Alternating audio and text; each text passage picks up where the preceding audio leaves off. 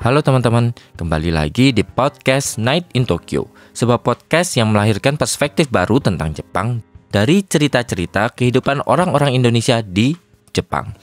Dibawakan oleh gua, Aiman, host Night in Tokyo.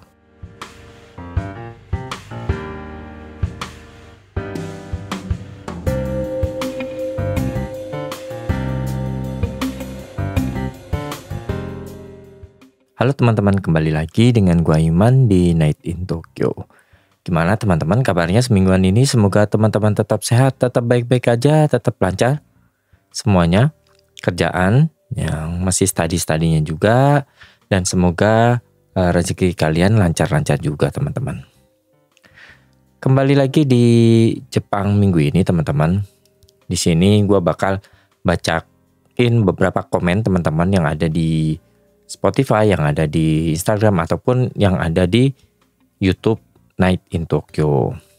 Nah, mungkin setelah itu kita bakal bahas beberapa berita tentang yang berita yang menarik lah sebenarnya. Berita menarik yang ada atau yang lagi tren di minggu ini di Jepang, teman-teman. Oke. Seperti yang kalian ketahui teman-teman, udah masuk bulan 12. Jadi di Jepang udah dingin juga.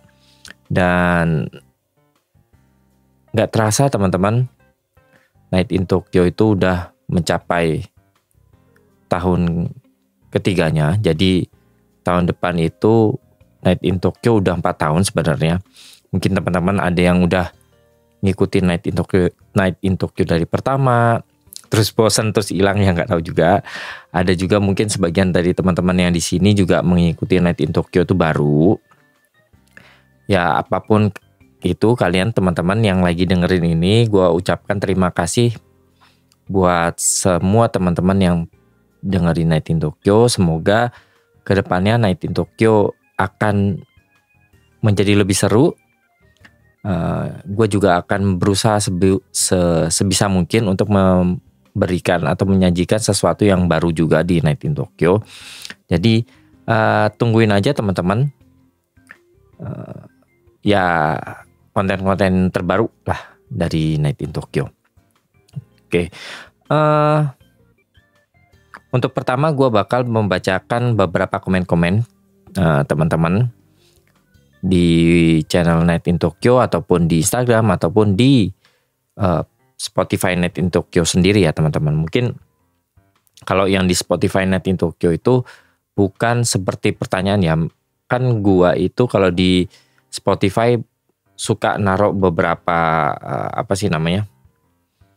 beberapa pertanyaan. Nah teman-teman kalau menjawab, ada teman-teman dari kalian yang menjawab pertanyaan di Spotify itu, ya gua bakal nggak komenin sih, kayak ngebahas tentang apa yang kalian udah komen di Spotify Night in Tokyo.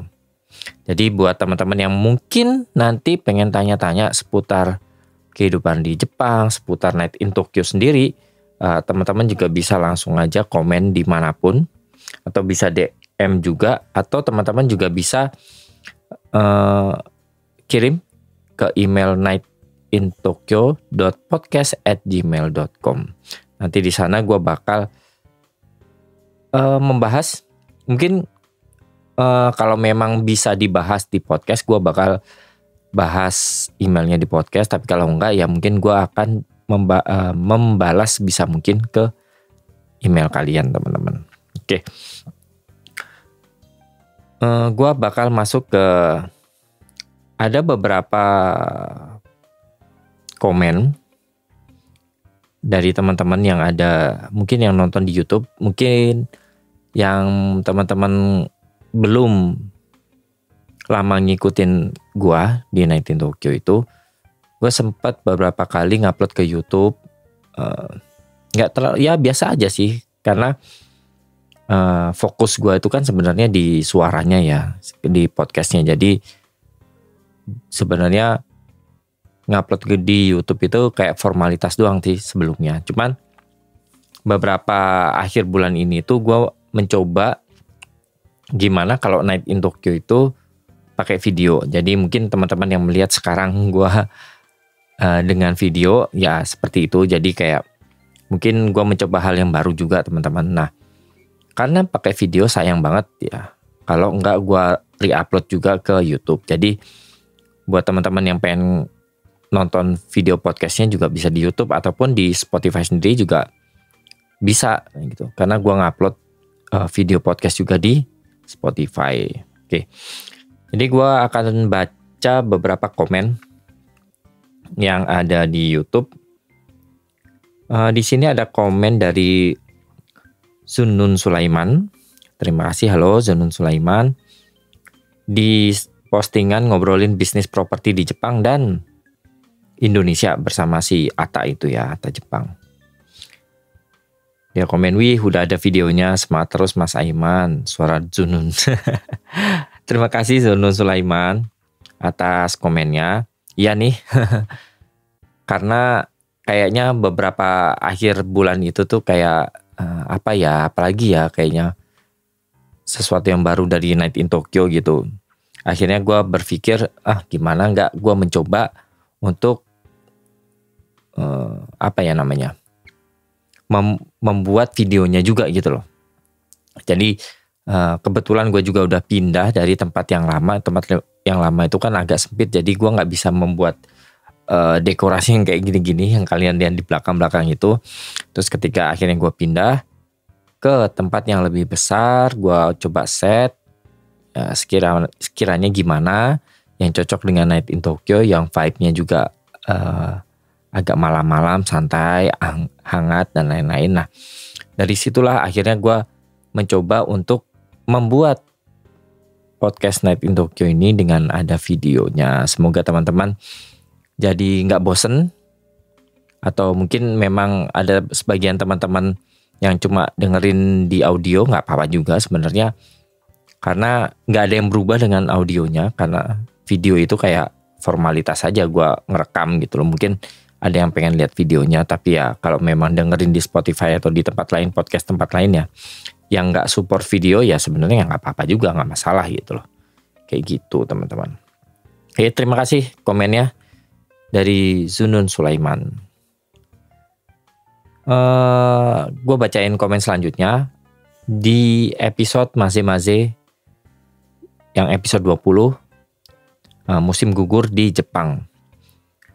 Ada komen dari Nandang Hisbullah XS1WB.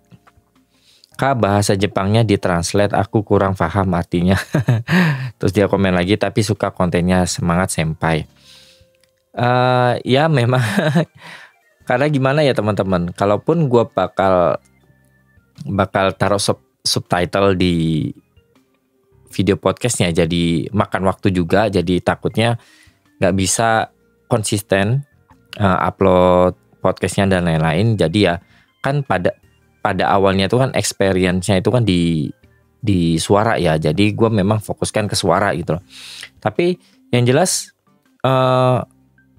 mungkin si yang komen di sini si Nandang Hisbullah mungkin baru banget ngikutin Night in Tokyo. Jadi sebenarnya Night in Tokyo itu mungkin buat teman-teman yang nggak tahu juga ya, ataupun yang baru ngikutin Night in Tokyo. Jadi Night in Tokyo itu ada episode reguler, jadi episode utama biasanya gua itu mengundang guest. Nah itu tuh 2 minggu sekali teman-teman. Jadi kalau kalian perhatiin Night in Tokyo itu kan uploadnya atau rilisnya itu kan seminggu sekali. Karena episode utamanya itu cuma 2 minggu sekali. Nah di selang itu tuh gue masukin beberapa segmen atau program lainnya gitu loh. Yang seperti yang kalian tonton sekarang itu kan kenapa masuk di minggu ini, karena di minggu sebelumnya gue udah upload yang bareng guest atau episode regulernya. Jadi ada 2 program dari Night in Tokyo yang selain episode reguler itu. Yang pertama adalah yang sekarang Jepang minggu ini, Dan yang kedua adalah maze-maze teman-teman. Nah, maze-maze itu agak unik. Jadi kalau gua artikan maze-maze itu kan maze dalam bahasa Jepang itu kan mazeru, jadi campur gitu loh. Jadi kalau maze-maze itu jadinya ya campur-campur gitu loh. Jadi bahasa Jepang dengan logika bahasa Indonesia gitu, maze-maze gitu. Sebenarnya nggak ada bahasa Jepang maze-maze, cuman mazeru, maze dengan maze jadi kayak campur-campur gitu. Yang dimana seperti yang kalian lihat kalau di episode maze-maze itu kan gua, Yemi, dan satu lagi Marisa itu tuh kayak ngobrolin tentang Jepang, tentang news yang ada di Jepang, tentang keadaan Jepang, cerita-cerita Jepang kayak gitu-gitu. Dengan mencampur gua sama Yemi itu ngomong bahasa Indonesia dan Jepang, dan mungkin Marisa sendiri utamanya bahasa Jepang ya teman-teman. Jadi karena episode itu tuh nyampur-nyampur, sebenarnya kalau kalian perhatiin ya teman-teman, di maze-maze itu meskipun gua ngomong bahasa Indonesia atau Yemi ngomong bahasa Indonesia dan Marisa itu ngomong bahasa Jepang, yang sebenarnya setiap obrolan atau cerita yang gua omongin atau Yemi omongin dalam bahasa Indonesia nanti akan ditranslate langsung lah. Di selanjutnya tuh langsung ditranslate gitu loh sama si Marisa. Dan ketika Marisa ngomong tentang sesuatu atau hal, nanti secara otomatis gitu, bukan otomatis ya, kita langsung sadar bahwa omongannya Marisa tuh harus ditranslate. Nah, jadi setelah Marisa cerita sesuatu tuh biasanya gue atau Yemi itu bakal mentranslate dalam bahasa Indonesia gitu loh. Jadi kalau teman-teman pas Marisa ngomong itu nggak tahu artinya, nggak usah khawatir teman-teman. Kalian akan tetap tahu konteks yang si Marisa ngomongin, karena tungguin aja pasti setelah Marisa ngomong itu, gua atau Yemi itu pasti akan ngebahas itu dalam bahasa Indonesia. Jadi ya begitu juga sebaliknya, karena ketika gua ngomong bahasa Indonesia, Marisa itu akan mentranslate langsung ke bahasa Jepang. Karena tujuan utama dari maze-maze ini sendiri itu buat teman-teman yang belajar bahasa Jepang ataupun teman-teman Jepang yang belajar bahasa Indonesia itu tuh bisa belajar dari episode maze-maze ini. Karena kalau kita belajar kotoba itu kan bisa belajar sendiri ya di kamus dan lain-lain, tapi ekspresi-ekspresi dalam bahasa Indonesia atau ekspresi-ekspresi dalam bahasa Jepang itu kadang kita nggak tahu kalau kita belum langsung dengar dari native-nya gitu loh. Jadi teman-teman yang di sini belajar bahasa Jepang itu bisa belajar dari bagaimana cara si Marisa itu ngomong dalam bahasa Jepang, yang dimana artinya nanti kita kita translate setelah setelah Marisa itu ngomong, dan teman-teman orang Jepang yang belajar bahasa Indonesia pun bisa belajar ekspresi-ekspresi bahasa Indonesia setelah kita ngomong, karena setelah kita ngomong Marisa tuh secara otomatis langsung mentranslate itu dalam bahasa Jepang ke kalian gitu loh. Jadi sebenarnya gak apa-apa teman-teman yang memang gak belajar bahasa Jepang terus gak ngerti omongan Marisa itu apa. Yang jelas omongan Marisa itu tuh artinya ada di setelah dia ngomong gitu. Dan teman-teman Jepang yang gak ngerti kita ngomong apa dalam bahasa Indonesia, jangan khawatir, karena setelah kita ngomong dalam bahasa Indonesia tuh Marisa pasti akan mentranslate itu dalam bahasa Jepang kayak gitu. Jadi itu dia tujuan kita bikin maze-maze, dan kayak gitulah formatnya. Jadi gak usah khawatir, ya namanya juga maze-maze, jadi kayak campur-campur gitu teman-teman. Karena tujuannya memang kita itu pengen menjadi media buat teman-teman yang belajar bahasa Indonesia atau teman-teman yang belajar bahasa Jepang itu mendengarkan bagaimana native speaker itu ngomong dalam bahasanya gitu, yaitu bahasa Indonesia dan bahasa Jepang. Oke. Selanjutnya ada komentar di Jepang minggu ini, yaitu yang bulan 11 tanggal 21. Kalau nggak salah itu tuh episode dimana gue membahas tentang stance Jepang tentang perang Israel Palestina itu tuh. Nah, dia komen literasinya kurang tentang perang Israel Palestina, perang 6 hari, Yom Kippur dan lain-lain. Ya, memang kurang, gue akui, karena bukannya gue nggak tahu, tapi fokus waktu itu tuh gue membahas itu bukan di perangnya di situ gitu loh. Karena fokus yang pengen gue bahas itu sebenarnya mungkin teman-teman di Indonesia nggak tahu ya, maksudnya Jepang itu dalam perang ini tuh stance-nya tuh di mana, apakah mendukung ini atau mendukung ini atau gimana gitu, sikap Jepang secara pemerintah atau secara negara itu seperti apa gitu. Nah, ya itu pokoknya bukannya nggak mau ngebahas, tapi ya emang fokusnya itu di Jepang gitu loh, kayak gitu. Terus ya seperti yang kalian ketahui teman-teman, sempat gencatan senjata, terus tiba-tiba perang lagi gitu ya. Terus kalau sekarang tuh kayaknya orang-orang lagi heboh gitu lah ya. Kalau kita ngomongin perang Israel Palestina ya, anak-anak orang-orang tuh lagi heboh ngebahas Amerika memakai hak vetonya dalam inisiasi gencatan senjata antara Palestina dan Israel gitu. Memang nggak semua orang menolak dan nggak semuanya iya, tapi sebagian besar negara negara dalam PBB itu bilang iya, termasuk Jepang. Kali ini Jepang bilang iya ya teman-teman. Terus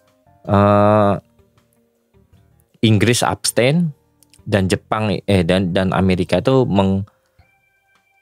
menggunakan hak vetonya untuk menolak gencatan senjata itu. Nggak tahu motifnya apa ya, nggak tahu lah, itu cuma Amerika doang yang tahu. Tapi ya teman-teman itu kayak kayaknya banyak yang gedek gitu loh, banyak yang kesal dengan Amerika kayak gitu. Padahal ya teman-teman kalau dipikir-pikir, apa sih yang bisa lu harapkan dengan negara yang udah membumi hanguskan dua negara gitu loh, atas dasar nama terorisme gitu loh.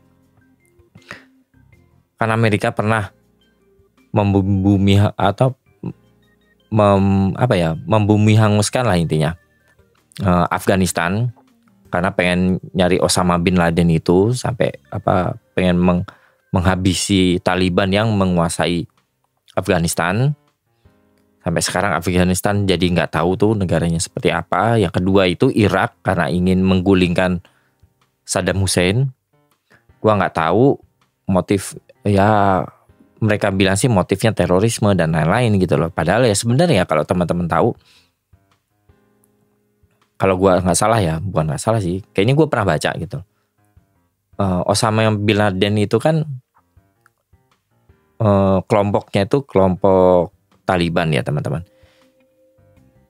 Yang perlu mungkin banyak orang nggak tahu itu, sebenarnya Taliban itu adalah organisasi milisi yang terdiri dari cendekiawan dan mahasiswa yang dilatih oleh Amerika sendiri teman-teman. Untuk apa? Untuk mengantisipasi atau mengurangi dominasi Uni Soviet waktu saat Perang Dingin. Karena kan kalau Uni Soviet kan tahu kan besarnya apa dulu, sebelum udah terpecah dari Rusia dan negara stan-stan lainnya gitu loh. Untuk mengurangi dominasi itu di Afghanistan itu ada namanya Taliban yang ingin memberontak terhadap komunisme, terus di train sama Amerika sampai akhirnya mereka menang. Habis itu mereka sendiri yang ngejar atas dasar terorisme gitu. Terus kalau kalian tahu ISIS, sebenarnya ini kayak literasinya udah banyak lah di mana-mana, kalian bisa cari teman-teman. Jadi ISIS itu Islamic State Syria ya kalau nggak salah ya. Itu tuh ya pokoknya itulah yang benderanya hitam putih itu. Itu tuh sebenarnya komandan militernya itu tuh adalah orang milisi yang tadinya juga dilatih oleh Amerika sendiri, teman-teman. Jadi orang militan yang ada di daerah itu yang waktu itu tuh untuk mengurangi atau meruntuhkan diktator Syria kalau nggak salah ya, atau Irak lah, pokoknya itulah, pokoknya tadinya itu mereka milisi di bawah yang dilatih oleh Amerika, dan saking berkuasanya dan jadi besar malah jadi kayak teroris gitu, dan akhirnya Amerika sendiri yang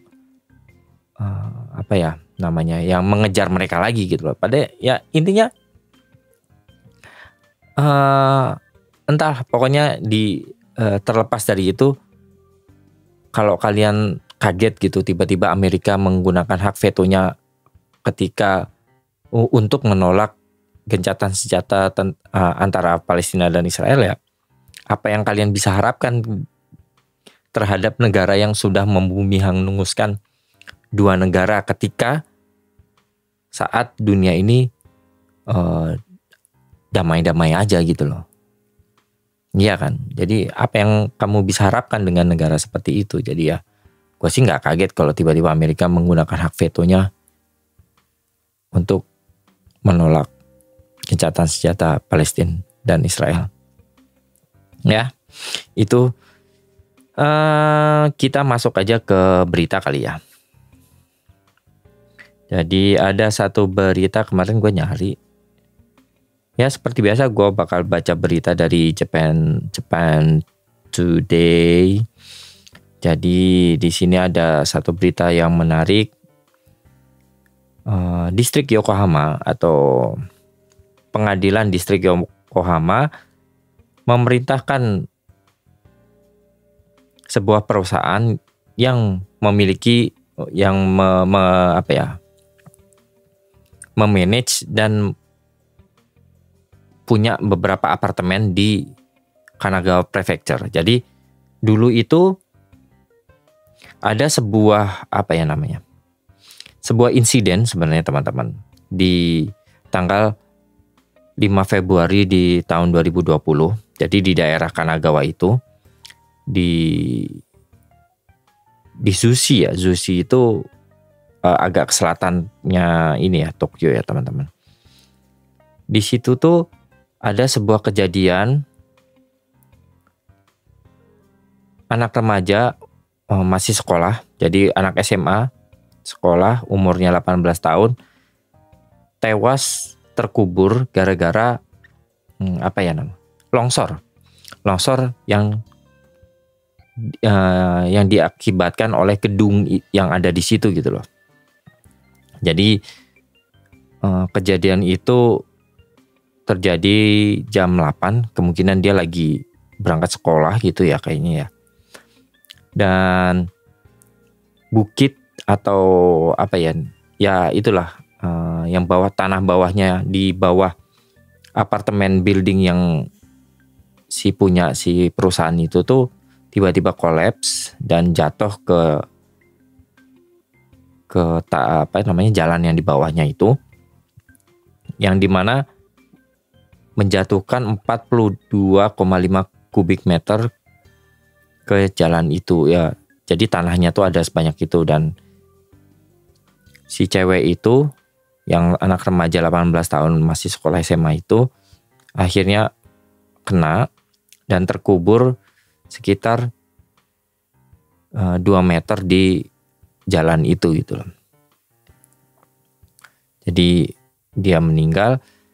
Dan distrik Yokohama atau bukan distrik ya, pengadilan distrik Yokohama itu memerintahkan si company itu untuk membayar 1,07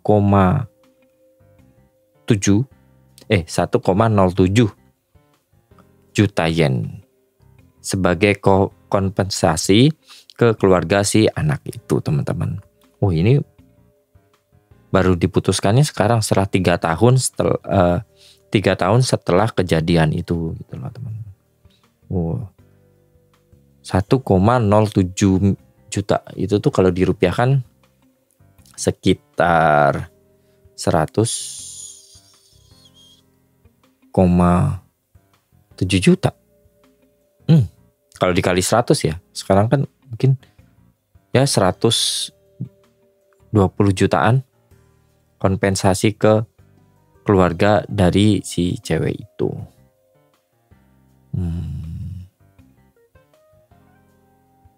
Gimana menurut teman-teman? Terlalu kecil atau terlalu besar? Kayaknya sih terlalu kecil ya, kayak 100. Cuma 1,7 juta. 1,07 juta yen. Yang dimana kalau dikali 100 kan cuma 100,07 ya 110 juta rupiah. Ya gitu. Ya semoga keluarga yang ditinggalkan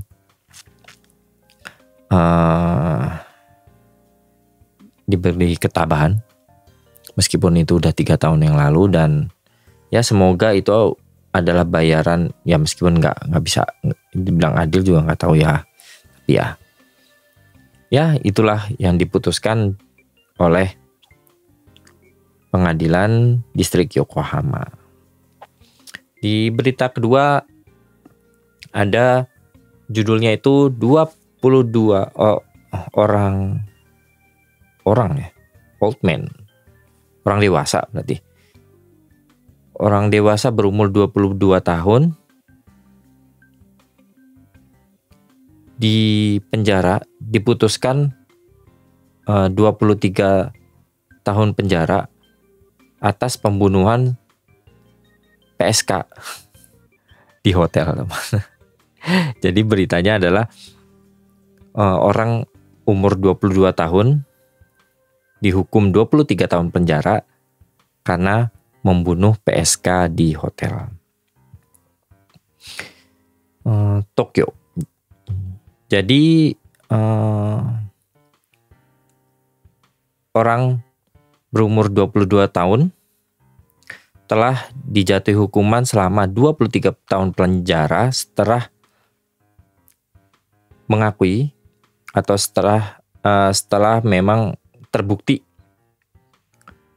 dalam sebuah pembunuhan 31 tahun pekerja seks komersil PSK di sebuah hotel di Tachikawa, Tokyo di tahun 2021.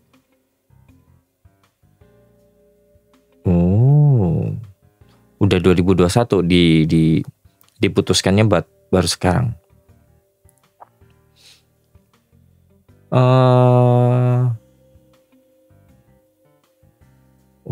Ya. Jadi lucunya ya teman-teman. Jadi kejadian gini. Oke. Jadi kejadiannya adalah si yang membunuh itu masuk ke dalam hotel pukul 3:30 jam setengah 4 sore pada Juni tanggal 1, sebelum beberapa sebelum gimana ya? Jadi sebelum si ceweknya itu masuk, jadi si cowoknya udah masuk duluan setengah 4, dan ceweknya itu bernama Michi Mamoriawa, datang pada pukul 3:45. Dan dipercaya dia dan si cewek itu cekcok dan saling berargumen karena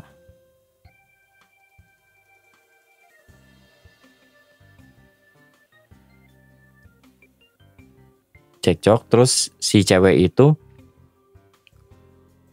pakai telepon ruangannya, telepon hotelnya itu untuk manggil teman cowoknya, mungkin entah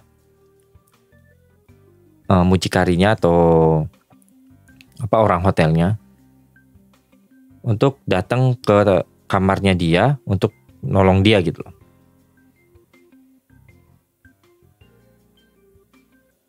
Setelah itu si cowok itu yang membunuh itu tuh nusuk Mamoria sebanyak 70 kali. Itu adalah pernyataan dari bukan hakimnya ya, apa namanya, yang penuntut umum. Jadi kata penuntut umumnya itu dia ditusuk 70 kali. Dan ketika si orang yang dipanggil itu datang, dia ngetok dan masuk ke dalam ruangannya itu, dia juga ikut diserang. Darahnya udah melebar kemana-mana sampai ke hotel koridornya, dan si cowok yang masuk ke dalam ruangan itu tuh akhirnya manggil 911 kalau di ini ya, kalau di Amerika, tapi di Jepang tuh 119. Dan setelah itu yang nusuk itu ditangkap di daerah Akiruno, Tokyo pada keesokan harinya tanggal 2. Dan ditahan atas dugaan pembunuhan si cewek itu. Jadi ada sebuah video footage yang terekam dari dalam hotel, kamar hotel itu sebelum pembunuhan itu terjadi. Jadi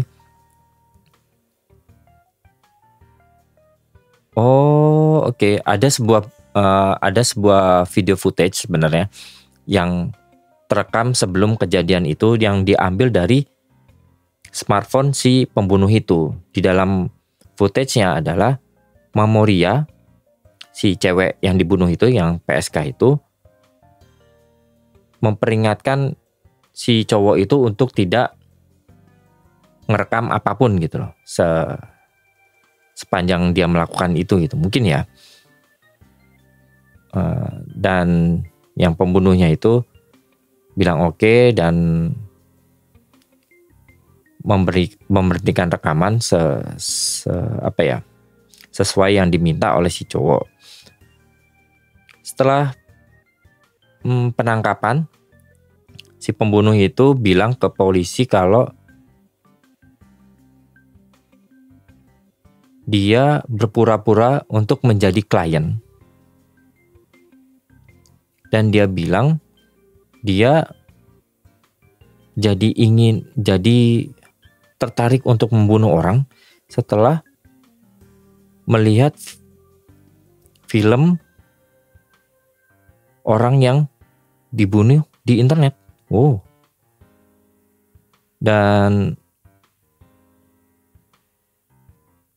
Dan dia juga bilang ke polisi kalau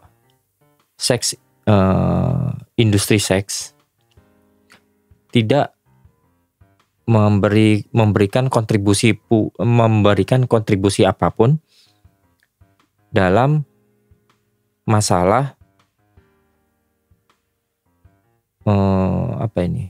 penurunan angka kelahiran dan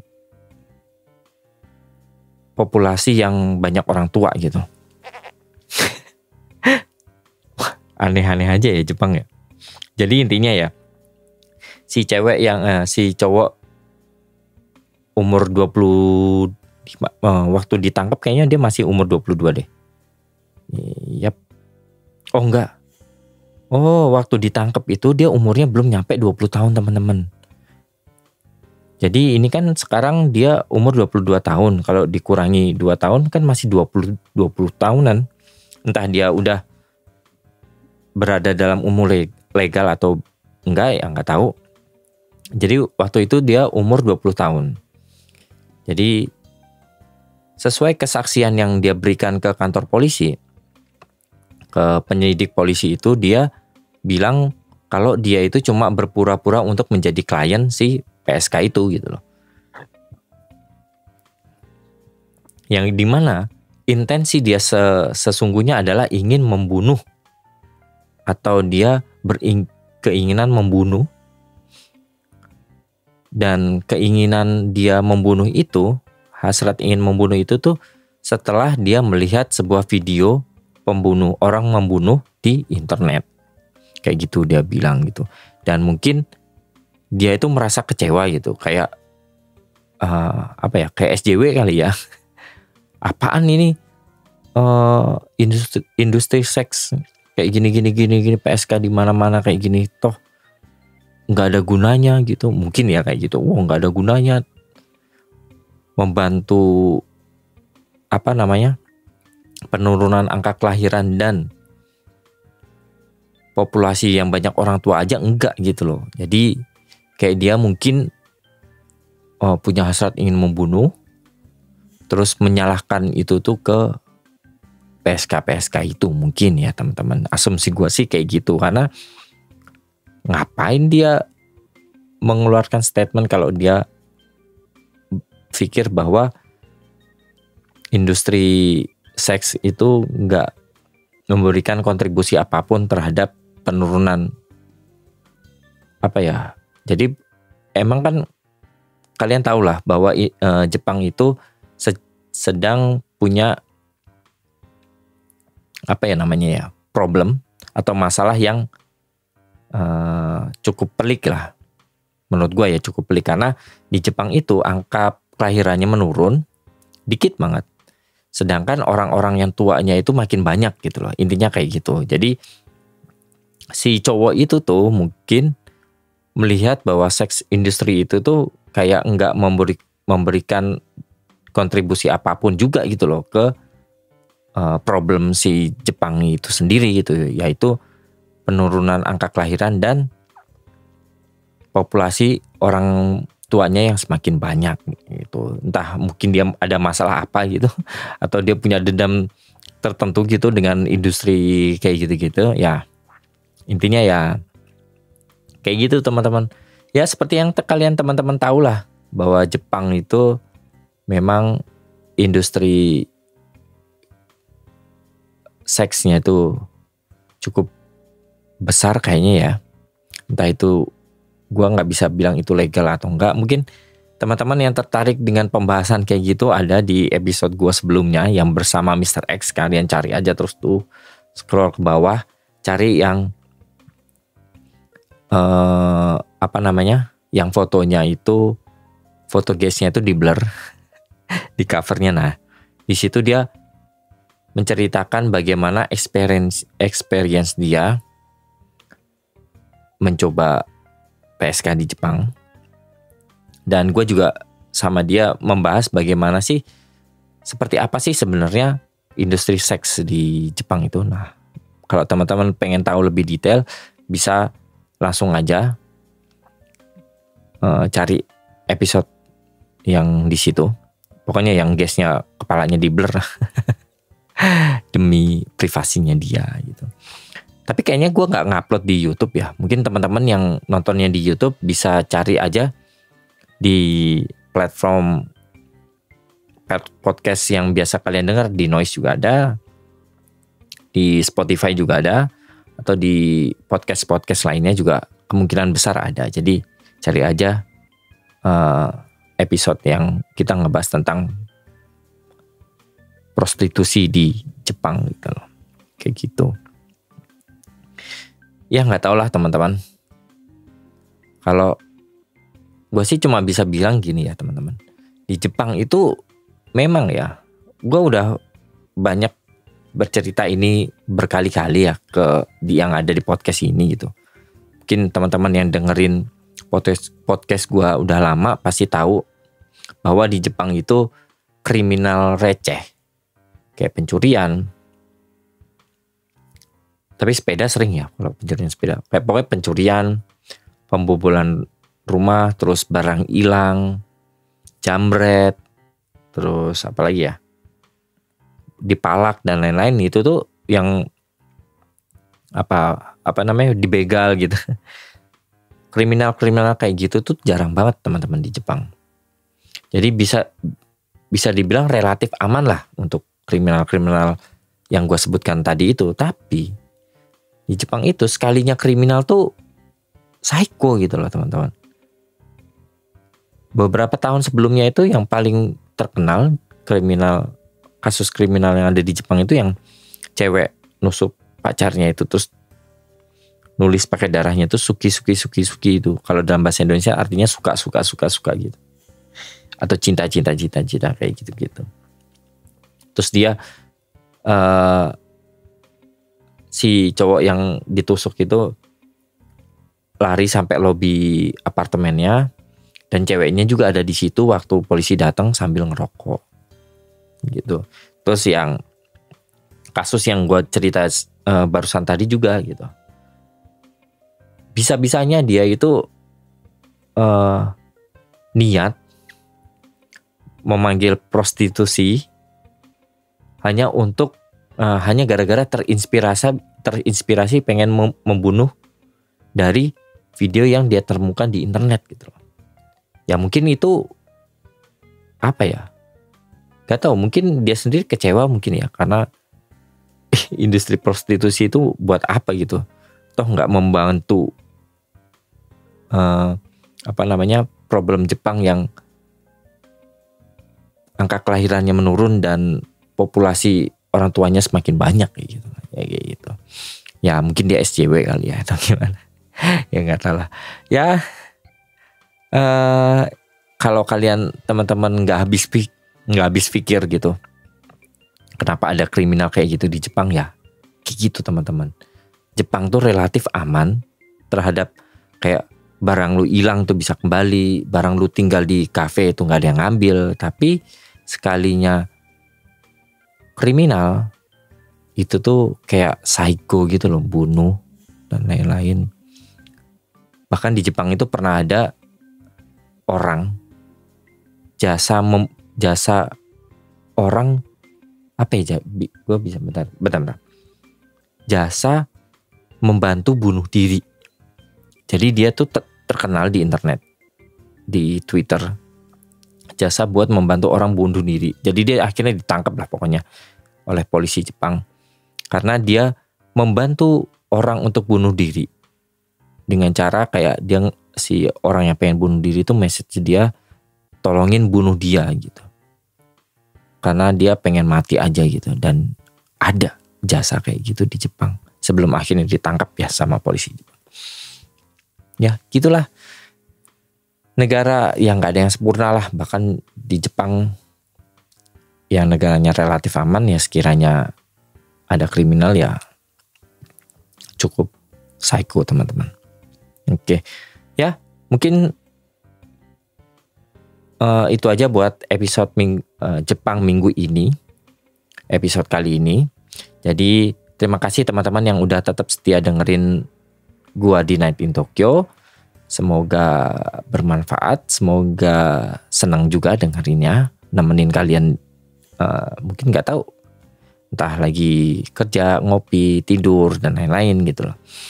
Dan jangan lupa juga teman-teman buat follow Instagram Night in Tokyo di night.in.tokyo.